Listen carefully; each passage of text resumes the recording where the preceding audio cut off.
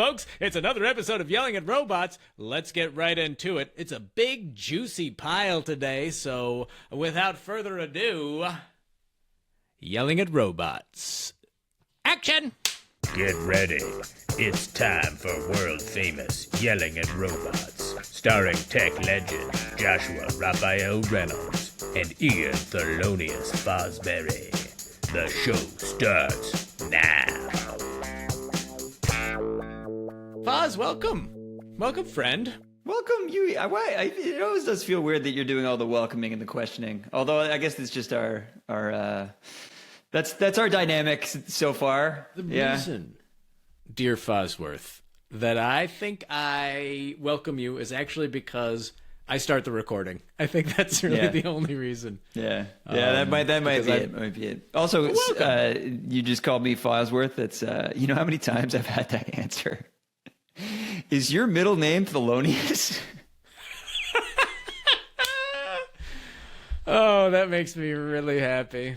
Just a throwaway, just so throwaway. But it's working. This is the first thing that popped in your brain, eh? Yeah. Important news from the podosphere, Fosworth.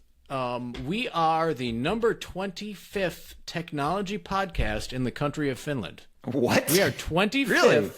Yeah. Adam's routing his VPN through Finland for privacy reasons. Sure. Of course. I mean, to be honest, this is probably something we could exploit to juice our numbers. Yeah. So what we do, Foz, is we get all of our friends VPNs if they don't already have them, and we have them all pick a country, any country. The more like technologically unadvanced, probably the better, because it will be easier to juice the market. Now we're thinking like creators. What are we talking about today, Josh? So we'll have a bakery update. I met with Thomas from, also shout out to Thomas, one of our early listeners, who was, I think, a little bit surprised to hear how much I've talked about him. But he was cool. He's cool with it, man. He's cool with it. We'll talk about the Great Claude Shakedown. So there are several things happening, but most important, yes.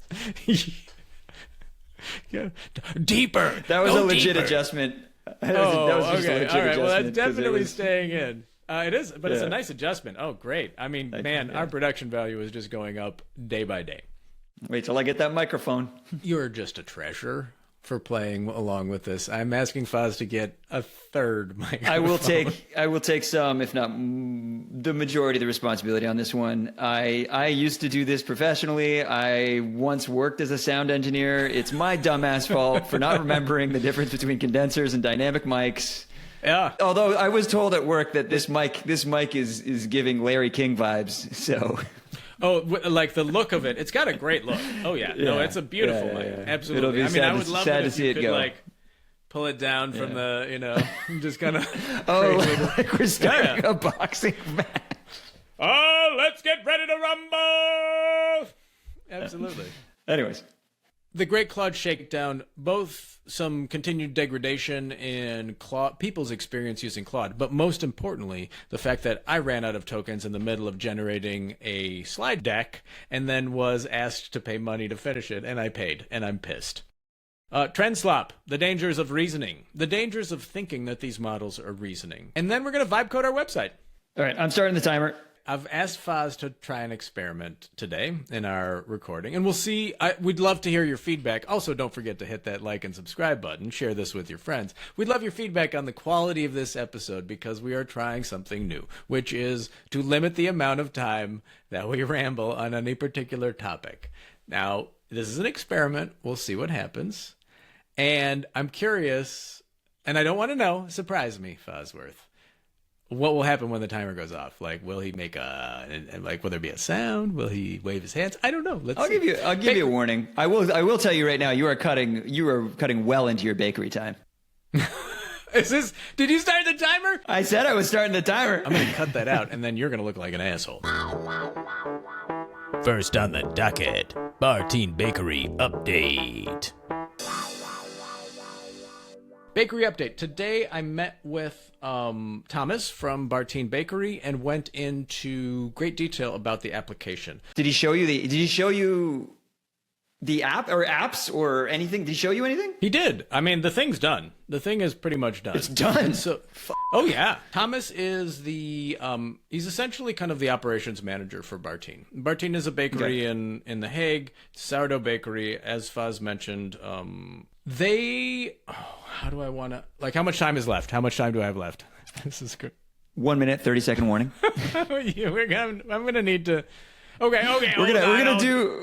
We're gonna do what we. So Josh and I are also part of the thing we learned to do well at our previous job at Reactor was facilitate workshops or be a good facilitator. We're gonna do what every good facilitator is gonna do. We're gonna add more time. We're gonna just add more time because it's obvious. Does anyone need more time? Okay, we'll add another 5 minutes. We need it, yeah. Thomas, the operations manager who's leading kind of the effort of building this app, it got to a place they wanted feedback. He wanted to talk about it, and as Foz mentioned, like throughout the course of this, they've been asking extremely software development technical questions, interesting stuff, and I've really been, and it really stands like I'm super curious to see how this evolves. Because again, this is for me a perfect use case. Now, when I sat down and we talked, I heard about a not so perfect use case, which is they are drunk on power. Like they are drunk on software development power. Because it was something to see because he's like, okay, cool. Yeah. So, we started off by kind of talking about, and I asked what he wanted to get out of the session. And it's like, well, he wanted to hear about like what they should be looking out for. How do they go into production or how do they roll this out? Just trying to get feedback on the process, stuff like that. And then he told me that like, as they're doing this, they're already beginning to plan and develop their payment processing application for a new location that they're opening. We spoke about this. We spoke about a payment processing. About being drunk on power. No, not being drunk on power. About what are they building? What are the because we did speak about this in a previous episode where you were like, they're going to do this, and one of my first questions was like, they're not building a POS or something like that, right? And you were like, no, of course not. Yes. Oh my fudge. Yes. And so indeed they are. And so poor Thomas, like I literally spent the next 15 minutes just categorically like, just categorically being like, here are the 18 reasons why this is absolutely bad insane. And obviously I didn't say it like that, but it is in fact absolutely bad insane, and they're drunk on power. I think when what I was talking about really hit home with Thomas was when I started talking about compliance and risk I see. This is my first thing. It was like I built like a credit card processing thing. You did? For my startup. Yeah. Before we got into Techstars and all that stuff. Sure. So I built like a checkout and a cart and everything, and I had to go through like PCI and all that stuff in America. And I can only imagine what it's like in Europe. I know what it's like in Europe. It is like this will be your full-time job. And more so because you are taking on so much potential liability. I talked him off the ledge. I'm quite sure this isn't going to happen. You put the fear of God into him. I did my best, man. I did my best because it is. Fear of the AI gods. It really is, and it's like, and it really did get a sense of like, there's nothing we can't do. And more power to him, but maybe we just want to dial that back. And so the domain itself, which is why it's a really good use case, is pretty narrow and well scoped. Now it has a UI, but it's the same thing where it's like you fill out what you want in production, and then it back calculates all the ingredients you need and timings and things like that, and it's great. The things that were missing were any testing. So kind of and I didn't see anything on Lovable for how do you have test automation or validation that this thing still works the way you think it should when you make change, right? Yes. Yeah. So they're using Lovable to do this. Yes, correct.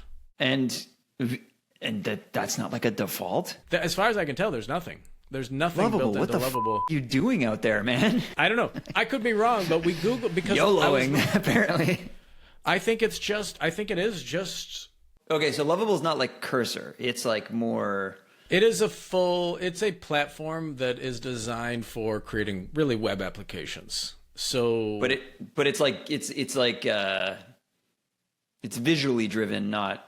It's visually driven. It is a platform itself, so it also hosts and deploys and does all the things. So you don't have to do or manage any of that. My overarching takeaway is the tools are there to some extent.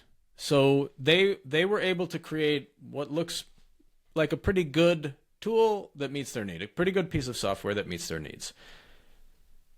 The environment they're working in, Lovable, I don't know other ones, appear to be doing an absolutely shit job of providing the level of context and support for how to actually make software and use it safely. And a lot of my time was spent just trying to transmit some of that experience, and not just technical, but also kind of like, this was he and his partner building its vision. They haven't done any user tests. No, they had showed it to one of the bakers, but they hadn't done user testing. They hadn't done user research. They'd never heard of a user story. They'd never heard of kind of some of the things of like, well, what does it take to actually make a piece of software successful? So They're on the path, but he was also super into it, super appreciative. They're on the path. It's happening. They're on the path. I think that the ecosystem is pretty shitty to effectively help people along the path. But yeah, it's exciting. Right. We'll see what happens. I think they'll go into production sometime in the next few weeks, and I'll bring an update then. How insightful. Up next, Trendslop. Anyway, so we wanted to talk about Trendslop. Josh shared yet another research thing with me, which I did not read any papers this time around. But Trendslop Yeah, is we did a job of preparing this time. Well, we didn't do it. Yeah. No, we did. It's fine. Sure. Go on. I was reading a Trendslop. different paper about the mathematical proof on why AI layoffs are going to crash the world economy. Crash the economy. So, right. Yeah, it's proven mathematically. Oh, that's right. And spoiler alert: we can't stop the train, guys. We're perfect. Why? But see, that's liberating. Stop trying. We're free. We're free. I mean, it's like there's a freedom in powerlessness. Freedom is slavery, anyways, right? but that's for another episode. Maybe the last episode before we all die. It's the last. The last episode is just. All right, folks. We're signing off. The proofs are in. As you can see, the flames have erupted outside. We all saw this coming. If you'd read the paper, we've been warning you about this for 2 months it's taken to get here. But in the meantime, Trendslop. Trendslop is another great use of the word slop. Slop squatting, I love Trendslop. I like a lot of the words. It's so versatile. Slop is such a versatile Slop's word. Great. Slop squatting, Trendslop, pop slop. Ooh, so good. Slop and lock.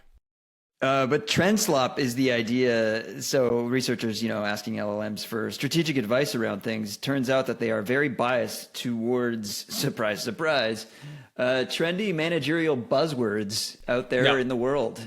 So if you are asking about strategies on a specific context, you're not very likely to get good answers. But you will get what seem like good answers because it'll look super intelligent and it'll look like it's really reasoning around things.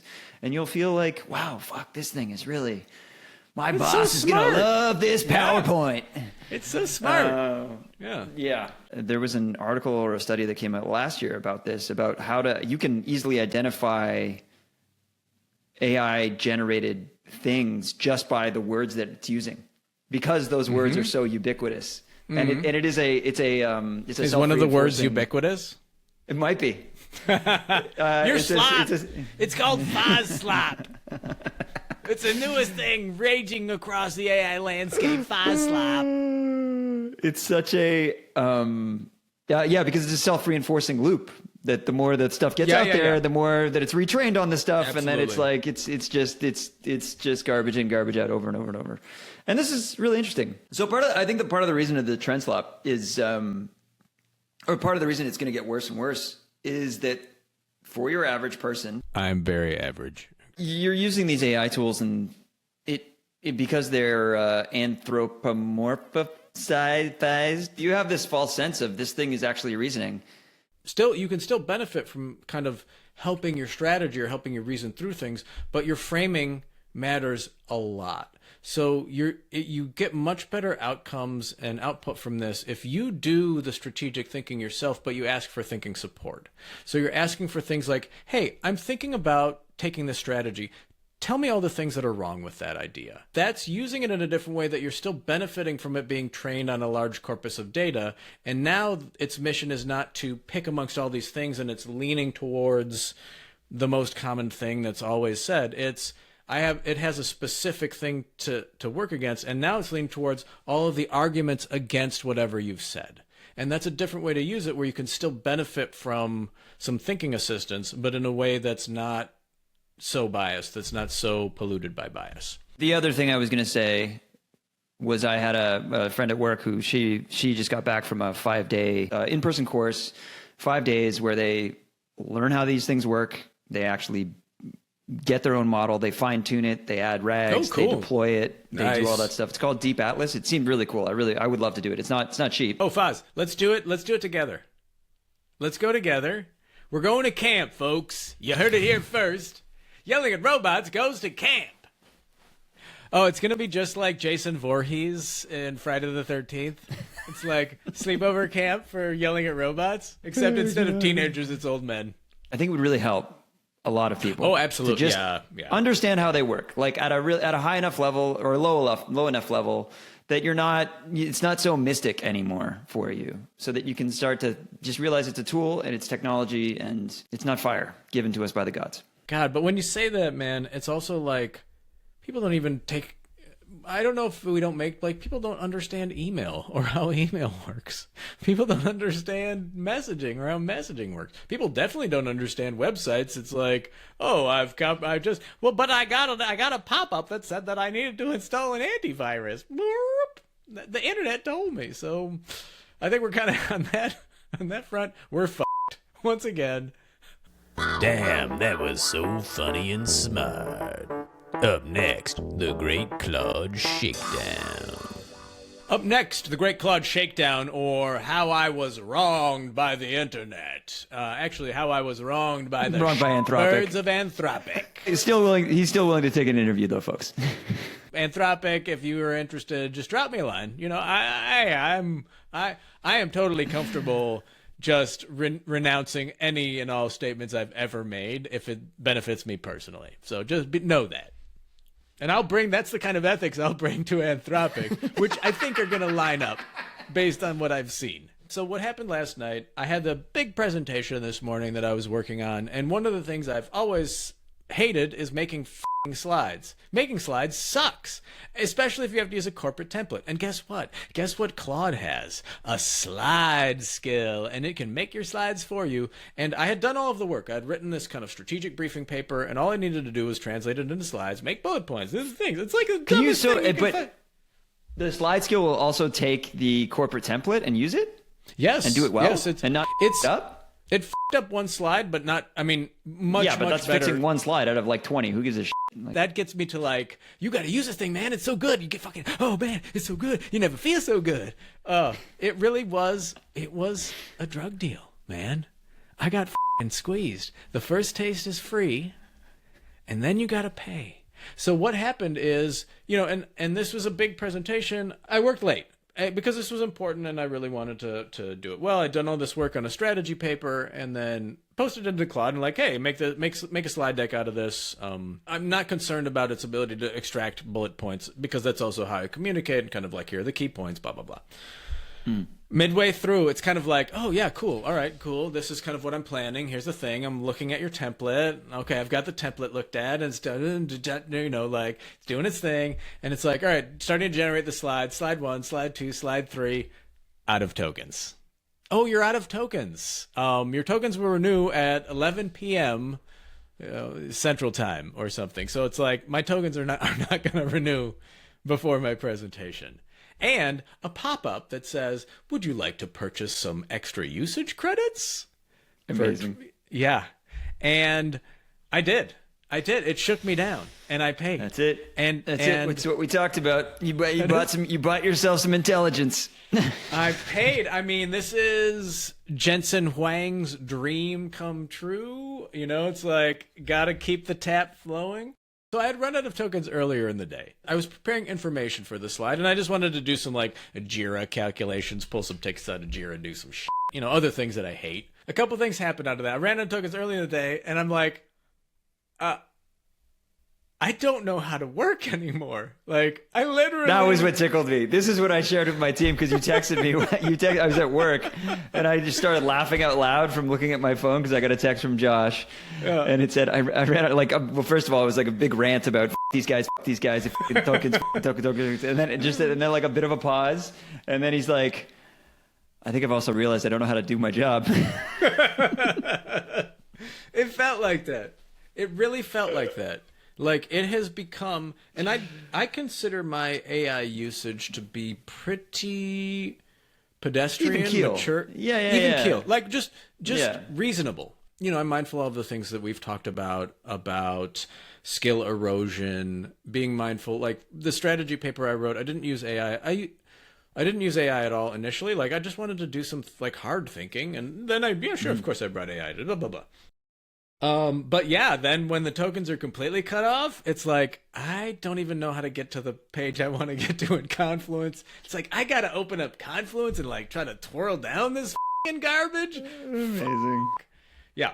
So that was a bit of an eye-opener. And although in that instance, I was like, f*** this, I'm not paying for credits. I can wait till 6 p.m.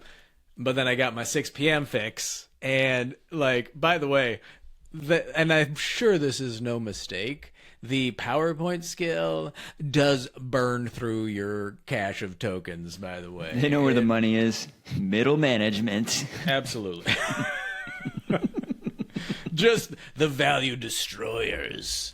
Yeah, so what my takeaway from that was these guys. This is gonna be like this all the time. The way things will likely evolve will be, we will still use frontier models, but much less. And you as an employee will get, 300 credit budget a month, but actually part of your job is going to be managing your token spend or managing your intelligence budget, using it for really high value tasks, but then using local models, using cheap models, kind of like, how do you map that out? And you're getting a big smile on your face, and tell me why. Because I'm going to keep this as anonymous as possible. I can tell you who I'm talking about later, but I spoke to someone who spoke to the, and this is probably true at every company. I spoke to someone who spoke to someone who spoke to someone in a frontier I spoke to someone lab. who spoke to the CFO at their company, who's looking at a giant fucking number, being like, "Show me the return on investment, please." Oh yeah. Oh, sure. And no one can answer that question. Oh. CFOs everywhere are fucking losing their shit. Is it finally probably happening? Oh, yeah. Because people are like, well, so are we shipping more features? Are we like getting more stuff out? And they're like, well, no, not really. The beautiful thing about this is that ain't even the real number. That number that these CFOs are seeing, that's not the real number. That's the insanely subsidized number. It's because they're all taking the Uber approach right now, which is just like, we'll eat a lot of this cost for the time being until we capture so much of the market, we can up the price of the brick. Anthropic. Yep. Good anthropic. Good times. Get your fix when it's cheap. Up next, denouement.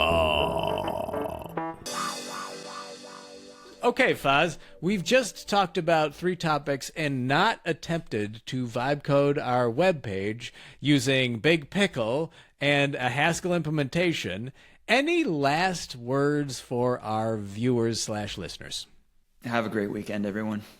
Oh, well, that's nice. Yes, my last Even though by the time thoughts, you listen to this, it won't be the weekend. It will have passed. But it will be a weekend. It will be a weekend. And whatever that weekend is, enjoy it.